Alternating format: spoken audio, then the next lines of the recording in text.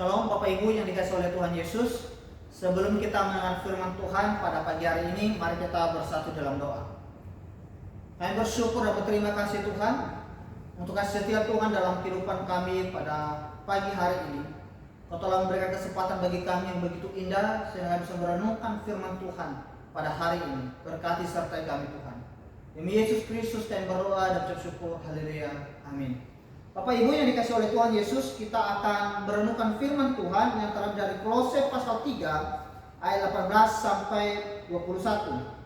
Kolose pasal 3 ayat 18 sampai 21. Demikianlah firman Tuhan. Hai istri-istri, tunduklah kepada suamimu sebagaimana seharusnya di dalam Tuhan. Hai suami-suami, kasihilah istrimu dan janganlah berlaku kasar pada dia. Hai anak-anak, taatilah orang tuamu dalam segala hal, karena itulah yang indah di dalam Tuhan. Hai bapak-bapak, janganlah sakiti hati anakmu supaya jangan tawar hatinya. Berbagai kita yang merenungkan dan melakukan dalam kehidupan kita sehari-hari. Bapak Ibu yang dikasihi oleh Tuhan Yesus, keluarga Kristen merupakan salah satu lembaga yang dibentuk oleh Allah di dalam dunia ini untuk mencerminkan kemuliaan Allah. Kita melihat di dalam Kejadian dalam pasal 2 ayat 12 sampai 25. Allah menghendaki keluarga Kristen sebagai wahana dalam menyatukan kasih sayang yang timbal balik, untuk saling menghibur dan saling membahu-membahu dalam menghadapi suka maupun duka. Karena itu penting sekali bagi keluarga Kristen dalam pertumbuhan. Bapak Ibu yang dikasihi oleh Tuhan Yesus, menurut KBBI, keluarga, ibu dan bapak beserta anak-anaknya, ini adalah salah satu kesatuan tidak bisa dipisahkan.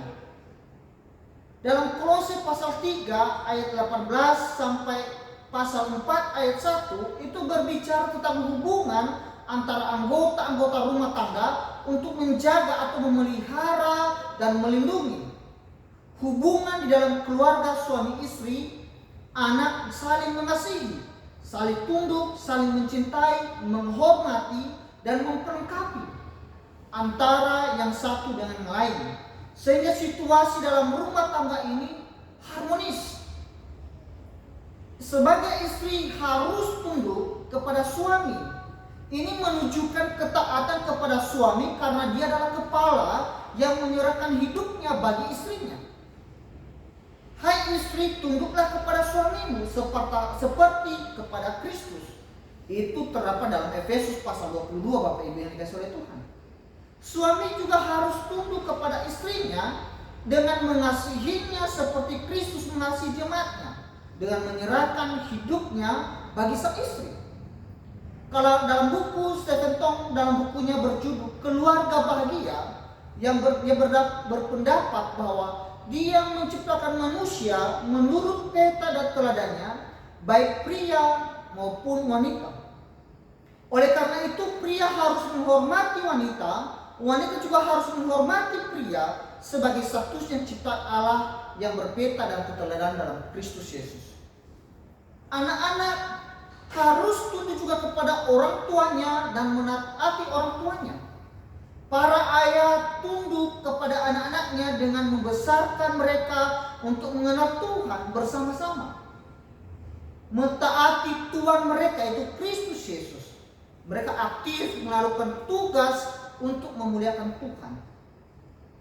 Bapak Ibu yang dikasihi oleh Tuhan Yesus, anak membunuh orang tuanya. Ini adalah salah satu problema atau permasalahan dalam dunia saat ini. Anak membunuh orang tuanya, orang tua memperlakukan anaknya secara tidak adil. Banyak hal keluarga yang berantakan. Suami istri cerai. Itu karena tidak ada keharmonisan, tidak ada keterbukaan, tidak ada saling mengasihi antara satu sama lain dalam sebuah keluarga. Maka terjadi yang namanya KDRT. Ini sering terjadi dalam keluarga Kristen. Kalau kita melihat bahwa alasan yang paling kuat mengapa Rasul Paulus menulis surat Kolose ini sehubungan dengan laporan yang menerima tentang munculnya ajaran palsu, Bapak Ibu dikasihi oleh Tuhan Yesus. Sehingga kalau kita melihat dalam pandangan Andre Wichter mengatakan dalam bukunya yang berjudul Satu Allah Satu Tuhan, bahwa surat Kolose dialamatkan kepada yang terdiri dari orang-orang yang bertobat dari agama kafir. Penerima surat Kolose ini merupakan satu jemaat bukan Yahudi, diancam oleh semacam sekretisme, keagamaan yang mengikut usul-usul pemujaan dan lingkungan pluralisme.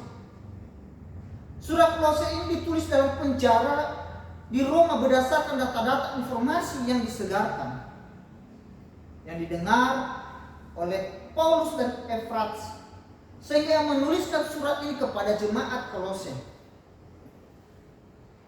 Bapak Ibu yang dikasih oleh Tuhan Yesus, tujuannya ini supaya mengingatkan jemaat di Kolose supaya waspada terhadap ajaran yang menyesatkan jemaat Tuhan.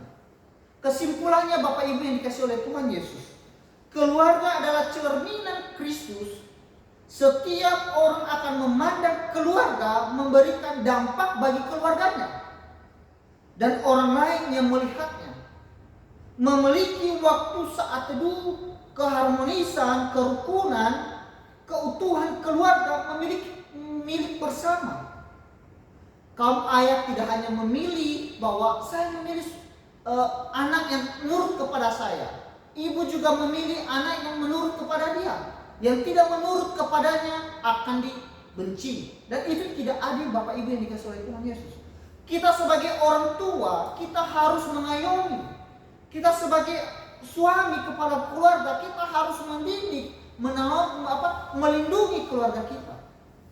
Kita sebagai istri juga harus mengasihi, melindungi dan memberikan kebutuhan suami dan keluarga. Kita sebagai anak juga kita harus menghormati orang tua kita, tunduk kepada mereka, karena kita berasal dari mereka. Bapak Ibu yang dikasih oleh Tuhan Yesus, agar keluarga Kristen agar menjadi terang dan garam di dunia ini. Karena hubungan timbal balik antara satu sama lain. Bapak Ibu yang dikasih oleh Tuhan Yesus, kalau kita menginginkan negara ini baik, negara ini maju, jemaat Tuhan dalam keharmonisan, dalam jemaat Tuhan ada yang kebersamaan, kekompakan, kita mulai dari keluarga. Karena keluarga tidak lepas dari jemaat. Ketika keluarga kita dibentuk dengan baik, maka dalam keanggotaan jemaat kita pun berdampak dengan baik. Keluarga merupakan tempat memberi energi, perhatian, komitmen, kasih lingkungan yang kondusif. Sehingga keluarga ini segala diarahkan kepada Kristus Yesus. Pola hidup Kristen adalah sangat penting dalam keluarga. Bapak Ibu yang dikasih oleh Tuhan Yesus, hubungan dalam keluarga yaitu ketundukan istri kepada suami, suami mengasihi istri, anak-anak menaati orang tua. Itu adalah penting sekali bagi kita sebagai anak Tuhan. Bapak Ibu yang dikasih oleh Tuhan Yesus, di sini kita melihat bahwa inti pengajaran surat Kolose ini adalah tentang keutamaan dan kepenuhan Kristus. Dalam Kolose pasal 3 ayat 18, pasal 4 ayat 1 terungkap bahwa membangun keluarga yang harmonis tidaklah semudah yang kita kira. Harus ada kesediaan hati dalam setiap anggota keluarga untuk menjalankan kewajiban yang telah ditetapkan baginya. Menikah itu sangat mudah Bapak Ibu, namun membangun keluarga itu sangat sulit. Sebagai suami, istri, sebagai anak-anak, banyak problem-problem yang terjadi dalam keluarga. Namun ini dapat diselesaikan dengan baik ketika adanya keterbukaan, tunduk kepada Kristus, memohon Allah Roh Kudus bekerja dalam keluarga, sehingga keluarga ini menjadi keluarga yang memuliakan Tuhan. Pola hidup keluarga Kristen dalam hal ini perlu diperhatikan bagaimana hubungan dalam keluarga. Adanya kerjasama, adanya keterbukaan satu sama lain, sehingga keluarga ini menjadi keluarga yang menyenangkan hati Tuhan. Orang tua harus memiliki hati yang mengasihi. Suami juga harus memiliki hati yang mengasihi. Anak juga harus memiliki hati yang mengasihi, sehingga keluarga ini menjadi keluarga yang mengasihi. Kenapa? Karena mereka telah menerima kasih yang sempurna dari Kristus Yesus, sehingga keluarga ini menjadi keluarga yang penuh, yang hidup dalam kasih Kristus. Bapak Ibu yang dikasihi oleh Tuhan Yesus, Tuhan telah menetap setiap anggota rumah tangga dan mempunyai tanggung jawab masing-masing, serta kewajiban yang diberikan oleh Tuhan Yesus kepada setiap anggota rumah tangga. Bapak Ibu yang dikasihi oleh Tuhan Yesus, apa komitmen Bapak Ibu ketika mengingkarkan pengakuan janji suci di hadapan hamba Tuhan atau pendeta? Ketika Bapak Ibu menyerahkan seorang anak untuk dibaptis, kepada pendeta menyerahkan anak kepada Kristus Yesus melalui hambanya, apa janji Bapak Ibu? Mari kita mengingat kembali janji kita. Mari kita mendidik anak kita mewariskan iman kita, kasih keteladanan Kristus yang kita terima. Orang yang hidup dalam Kristus akan menceritakan, mengaplikasikan kasih yang telah menghidupkan Kristus. Biarlah firman yang sangat singkat ini memberkati kita. Mari kita bersatu dalam doa. Tuhan Allah Bapa yang Maha Kuasa yang bertata dalam kerajaan surga, kami bersyukur dan berterima kasih Tuhan untuk kasih setia Tuhan.